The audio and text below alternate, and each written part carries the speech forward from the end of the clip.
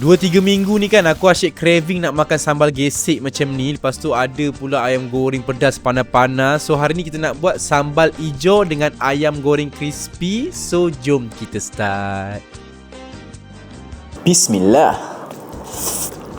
Untuk sambal boleh gorengkan sebiji bawang besar, sebiji tomato hijau, 5 biji cili hijau dengan 10 biji cili padi. Lepas tu bila dah agak layu, korang boleh angkat dan gesekkan sampai dia lumat sebelum tambahkan sos tiram, belacan, 1 sudu kecil gula dengan garam sikit dan gesekkan lagi bagi dia sebati. Dan last sekali korang boleh tuangkan minyak panas. Gaulkan sikit lagi dan dah siap. Next, macam biasa kita perlukan tepung goreng bestari ni. Sekarang ni dah ada flavor baru which is rempah kau-kau pedas ni. Ni lagi pedas daripada yang spicy punya tu. And then boleh campurkan dengan air sampai dah dapat tekstur yang macam ni. Untuk ayam ikutlah korang nak guna bahagian apa. Lepas tu boleh perapkan dalam 20 minit macam tu. Dan salut dengan tepung kering pula. Make sure renjes-renjeskan sikit lebihan tepung tu. Dan boleh goreng sampai dia masak dan crispy macam ni dan sedia untuk dihidang. Ini kalau makan dengan nasi putih, lepas tu ada pula kicap manis sikit, memang sedap. Biasanya lauk-lauk macam ni lah yang akan selalu licin pinggan. So selamat mencuba.